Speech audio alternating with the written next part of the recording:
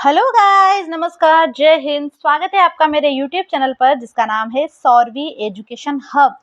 तो देखिए बच्चों, हम पढ़ रहे हैं हमारी क्लास 8th का साइंस का चैप्टर 11। देखिए बच्चों, इस चैप्टर की थ्योरी मैंने आपको अच्छे से समझाई थी डायग्राम वाइज। अभी हम देखने वाले हैं इसके क्वेश्चन आंसर। ये एक वन शॉट वीडियो रहने वाला है, मतलब इसके सारे क्वेश्चन आंसर हम एक ही वीडियो में देखेंगे। तो आप लोगों को क्या करना है बच्चों, चैनल को सब्सक्राइब करना है, बेल आइकन पे क्लिक करना है और चलना है मेरे साथ वीडियो की ओर। पहला क्वेश्चन है बच्चों, तो उसमें रिक्त स्थानों की पूर्ति करनी है। उसमें ए दे रखा है हमें, विद्युत चालन करने वाले अधिकांश द्रव क्या होते हैं। स्पेस था यहाँ पर, मैंने देखो मैं हाईलाइट कर देती हूँ इसको।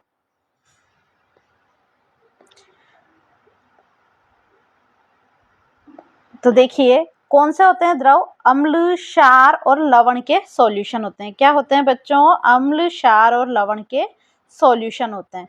चैप्टर में पढ़ा था, अगर आप लोगों ने चैप्टर ध्यान से पढ़ा होगा तो ये क्वेश्चन बहुत इजी है आपके लिए।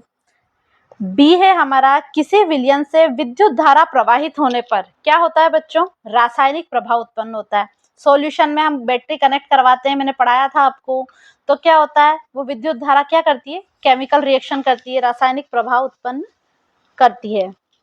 सी है, यदि कॉपर सल्फेट के सॉल्यूशन से विद्युत धारा प्रवाहित की जाए तो कॉपर बैटरी के क्या होता है, माइनस वाले टर्मिनल, मैंने प्रयोग बताया था आपको। जो परसों यानी 1-2 दिन पहले जो वीडियो आई थी आप लोगों ने देखा होगा, तो उसमें मैंने डायग्राम बताया था एक्सपेरिमेंट। तो उसमें क्या हुआ, ऋण टर्मिनल से संयोजित प्लेट पर क्या हो जाता है, कॉपर आ जाता है। डी है, विद्युत धारा द्वारा किसी पदार्थ पर वांछिक धातु की परत निक्षेपित करने की प्रक्रिया को क्या कहते हैं, विद्युत लेपन। बहुत अच्छे से डिटेल में बताया था आप लोगों को, निकल वाला। अब हम आते हैं हमारे क्वेश्चन नंबर 2 की ओर। जब किसी समपरिक्षित्र के स्वतंत्र सिरों को किसी सॉल्यूशन में डुबोते हैं तो चुंबकीय सुई क्या होती है, विक्षेपित होती है। रीजन बताना है। क्या ऐसा होने के कारण की व्याख्या कर सकते हैं, बिल्कुल कर सकते हैं। तो देखिए, जब किसी समपरिक्षित्र के स्वतंत्र सिरों को विलयन में डुबाया जाता है तो विलयन में विद्युत धारा प्रवाहित होने लगती है। क्या होता है बच्चों, विद्युत धारा प्रवाहित होने लगती है। और इस विद्युत धारा की वजह से क्या होता है बच्चों, विद्युत धारा के चुंबकीय, विद्युत धारा की वजह से वो चुंबक जो लगाते हैं, चुंबकीय सुई की चुंबकीय प्रभाव के कारण तार के पास रखी जो चुंबकीय सुई होती है वो विक्षेपित होती है, यानी हिलने लगती है। ऐसा भले ही विलियंस दुर्बल चालक क्यों ना हो, सॉल्यूशन बहुत ज्यादा दुर्बल चालक क्यों ना हो। क्वेश्चन नंबर 3, ऐसे 3 द्रवों के नाम लिखिए जिनका परीक्षण चित्र, ये 11.9 हमारी बुक में दे रखा था, वहीं से लिया है मैंने क्वेश्चन आंसर में से, में दर्शाए अनुसार इसमें रखने पर चुंबकीय सुई विक्षेपित हो सकती है। तो 3 सॉल्यूशन है, विनेगर, लेमन जूस और सॉल्ट सॉल्यूशन। ये मैंने उसमें भी बताया था जब चैप्टर पढ़ाया था कि भाई नींबू का रस भी क्या करता है, चुंबकीय सुई को विक्षेपित कर सकता है। ये लवण वाला घोल होता है, नमक का सॉल्यूशन और सिरका। ठीक बच्चों, अब आते हैं हम हमारे क्वेश्चन नंबर 4 की ओर। चित्र 11.10 में दर्शाई गई व्यवस्था में बल्ब नहीं जल रहा। इसमें देखो ये बैटरी भी कनेक्ट कर रखी है पर ये वाला बल्ब जल नहीं रहा। क्यों, ये सॉल्यूशन में देखो तार डाल रखे हैं, बैटरी से कनेक्ट कर रखा है, बल्ब भी जोड़ रखा है, पूरा एक विद्युत परिपथ कनेक्ट कर रखा है, पर बल्ब नहीं जल रहा। आप बता सकते हो क्या, आप संभावित कारणों की सूची बना सकते हो। तो देखो बच्चों, एक तो ये हो सकता है ये जो विलयन है इसमें भरा हुआ सॉल्यूशन दुर्बल चालक हो, जिससे प्रवाहित धारा क्या होगी, हमारे इस बल्ब को जलाने के लिए पर्याप्त नहीं हो सकती है। हो सकता है ये जो लगाई है बैटरी वो डिस्चार्ज हो सकता है ना। आपके घर में देखो, आपके घर में अगर एसी है तो एसी का रिमोट में जो सेल डलता है, टीवी के रिमोट में जो सेल डलता है, घड़ी में सेल डलता है, आप लोगों ने नोटिस करा होगा एक टाइम के बाद ये चलना बंद हो जाते हैं तो हमें नए सेल डालने पड़ते हैं। क्या होता है उसमें, बैटरी डिस्चार्ज हो जाती है। परिपथ के संयोजन ढीले हो सकते हैं, हो सकता है ये लूज हो रहे हो वायर। फ्यूज बल्ब हो सकता है ये बल्ब भी फ्यूज हो तो सकता है। चारों पे ये चारों ही रीजन है कि बल्ब नहीं जल रहा। ओके बच्चों, अब हम आते हैं हमारे क्वेश्चन नंबर 5 पर। उसमें क्या है, 2 द्रवों यानी 2 लिक्विड है, एक तो ए और एक बी, के विद्युत चालन की जांच करने के लिए एक समपरीक्षक का प्रयोग किया जाता है। किसका, समपरीक्षित का। यह देखा गया है कि समपरिष्ठ का बल्ब द्रव ए के लिए चमकीला दीप्त हुआ। इस ए में तो चमकीला हुआ, जबकि बी में बहुत ज्यादा कम, मतलब अत्यंत धीमा जला। मतलब एक ब्राइट चमक होती है ना, जो बल्ब, नया बल्ब लाते हैं अपने घर में तो कितना अच्छी रोशनी देता है, 1-2 साल बाद आप नोटिस करना वो बल्ब बहुत ज्यादा धीरे धीरे उजाला कम हो जाता है। ऐसा क्यों होता है? देखो बच्चों, इसमें क्या है, 2 लिक्विड ले रखे हैं हमने, ए में अच्छा चमक रहा है, बी लिक्विड में कम चमक रहा है, यही हो रहा है। देखो मैं इसको आपको एक डायग्राम बनाती हूँ। देखिए, अब आप इस डायग्राम से मेरी पेंटिंग मत देखना, बस मैं आपको एक्सप्लेन कर रही हूँ। ये 2 लिक्विड है, ठीक है, इसमें एक बल्ब जोड़ रखा है ए में, और इस बी से भी एक बल्ब जोड़ रखा है। तो क्या हो रहा है, ए वाला तो बहुत अच्छा शाइन कर रहा है, शाइन को मैं रेड कलर से बताऊं आपको, ये ए वाला बल्ब तो बहुत अच्छा चमक रहा है, पर ये बी वाला बहुत ज्यादा कम चमक रहा है। क्यों, ये बताना है हमें। ये द्रव ए वाला लिक्विड है ना, ये अच्छा चालक है किसके कंपैरिजन में, बी के कंपैरिजन में।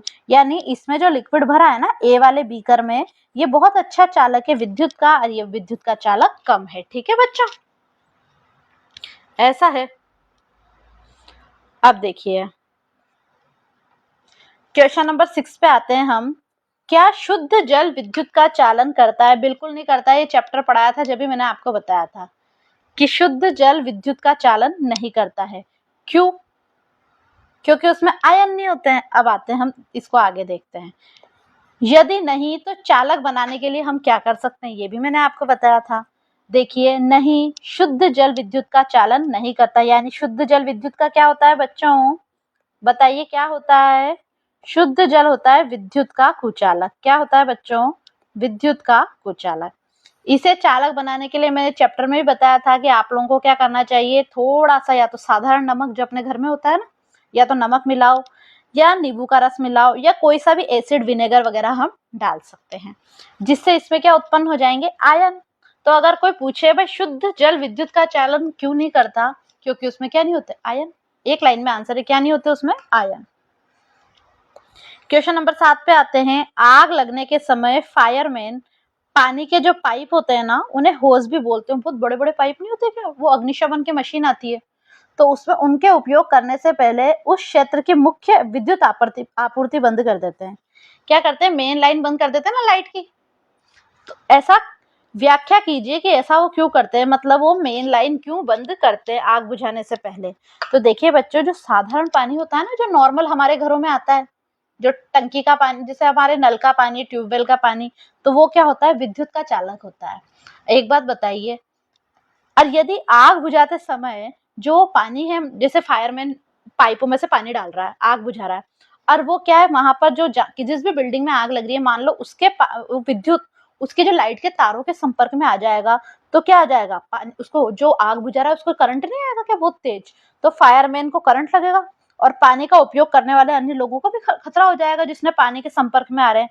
इसलिए क्या होता है बच्चों, सुरक्षा की दृष्टि से क्या करते हैं, मुख्य आपूर्ति लाइन बंद कर देते हैं, यानी लाइट की मेन लाइन बंद कर देते हैं।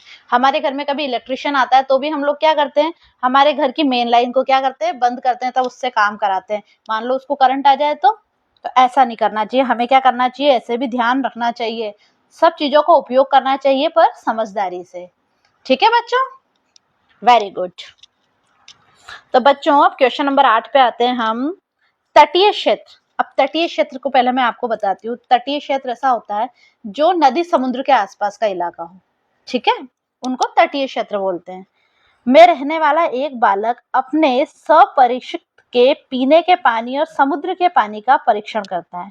एक तो वो अपने पीने वाला पानी जो वो खुद पीता होगा, और एक समुद्र के पानी, उसको देखता है अच्छे से। वह देखता है कि समुद्र के पानी के लिए चुंबकीय सुई अधिक विक्षेपित होती है, यानी चुंबकीय सुई बहुत ज्यादा मुड़ती है। क्या आप इसके लिए कारण की व्याख्या कर सकते हैं? बिल्कुल, मैं बताऊं। समुद्र का पानी आप लोगों ने सुना है कि खारा होता है, होता है ना खारा। अब खारा यानी उसमें लवण है, और अभी हमने पढ़ा कि विद्युत को चलने के लिए, चालकता बढ़ाने के लिए तो नमक मिला लेते हैं हम। तो ऑलरेडी समुद्र के पानी में तो इतना तेज नमक है, और हमारे पीने के पानी में इतना नमक थोड़ी होता है, खारा थोड़ी होता है, मर जाएंगे हम तो इतना खारा खा लेंगे तो। तो पीने के पानी की तुलना में बहुत ज्यादा क्या होते हैं, लवण होते हैं। अधिक लवण घुले होने के कारण पानी जो होता है समुद्र का बहुत बहुत अधिक विद्युत का क्या बन जाता है, चालक बन जाता है, जिससे विद्युत धारा अधिक प्रवाहित होती है। और चुंबकीय सुई में क्या आ जाता है बच्चों, विक्षेपण, यानी ऐसे बहुत अच्छी मूवमेंट करने लगती है। आई होप आप लोगों को समझ में आ रहा होगा। आप लोगों को हमारी वीडियो अच्छी लगती है तो प्लीज आप लोग लाइक करिए, शेयर करिए अपने दोस्तों में, और कमेंट करके हमें जरूर बताइए कि आपको हमारी वीडियो कैसी लग रही है। क्वेश्चन नंबर 9 है बच्चों, उस पे हम आते हैं। क्या तेज वर्षा के समय किसी लाइनमैन के लिए, लाइनमैन आप लोग समझते हो, पहले लाइट के खंभों पे चढ़ते थे, लाइट सही करते थे, के लिए बाहरी मुख्य लाइन के विद्युत तारों की मरम्मत करना सुरक्षित है? मतलब तेज तो आ रहा है पानी, देखो मैं आपको ऐसे समझाती हूँ, और आप भरी बरसात में, बहुत तेज बरसात में अपन, मतलब कोई लाइनमैन अगर खंबे पे चढ़ के लाइट सही करेगा तो सेफ है क्या? बिल्कुल नहीं है। पानी भी आ रहा है, लाइट के तार होते हैं, तार, और ये पानी की वजह से क्या होगा, करंट ही आएगा, करंट आएगा ना। तो देखो इसका आंसर मैंने ऐसे लिखा है, नहीं, बिल्कुल नहीं करना चाहिए। क्यों? तेज वर्षा के समय बाहरी मुख्य लाइनों की मरम्मत करना बिल्कुल सुरक्षित नहीं है, क्योंकि वर्षा का जल अशुद्धियों के कारण क्या बन जाता है, विद्युत का चालक बन जाता है।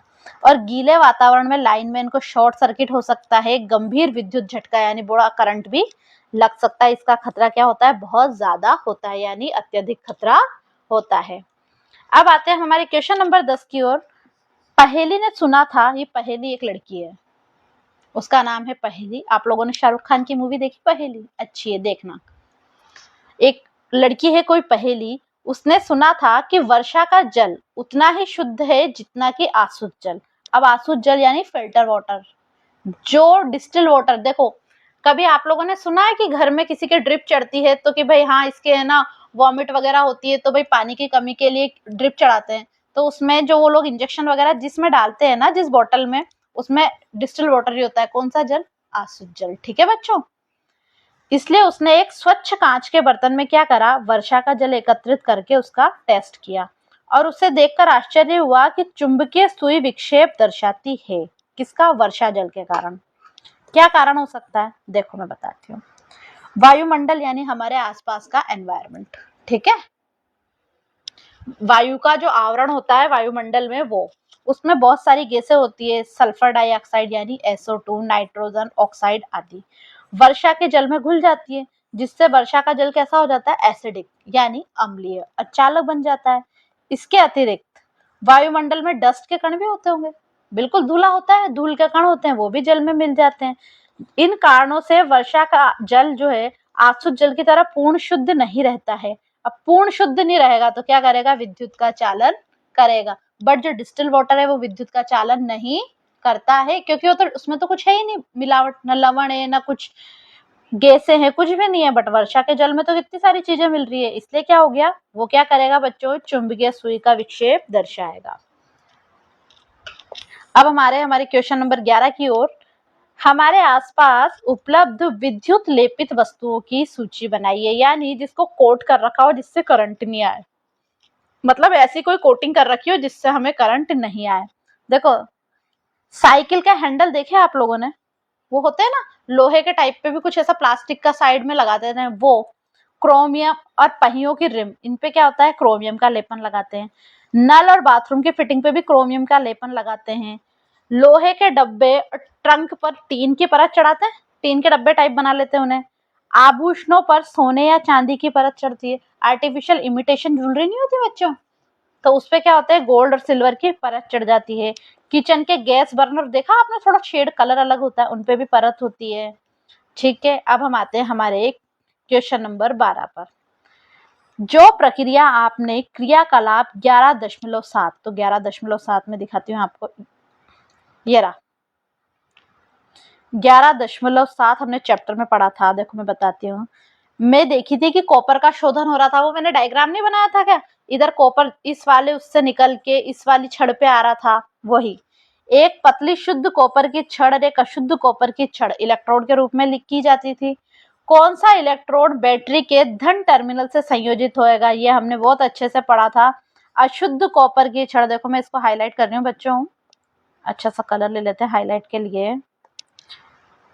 अशुद्ध कॉपर की छड़ जो होती है बच्चों, अशुद्ध कॉपर के छड़ को बैटरी के धन टर्मिनल से संयोजित किया जाता था। और हमने देखा था शुद्ध पे नेगेटिव पे शुद्ध आ रहा था, पढ़ा था हमने नेगेटिव वाले पे, परसों जब वीडियो आई थी आप लोगों ने देखी होगी, उस पे क्या आ रहा था, ऋण, शुद्ध आ रहा था ऋण पे और अशुद्ध आ रहा था धन पे।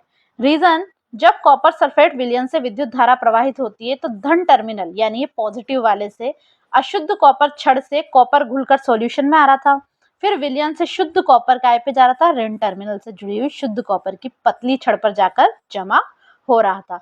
तो बच्चों ये हो गया हमारा चैप्टर नंबर 11 कंप्लीट। हमने चैप्टर बहुत डिटेल में पढ़ लिया, क्वेश्चन आंसर कर लिए, तो ये 11th नंबर का चैप्टर हमारा क्लास 8 का कंप्लीट हो गया।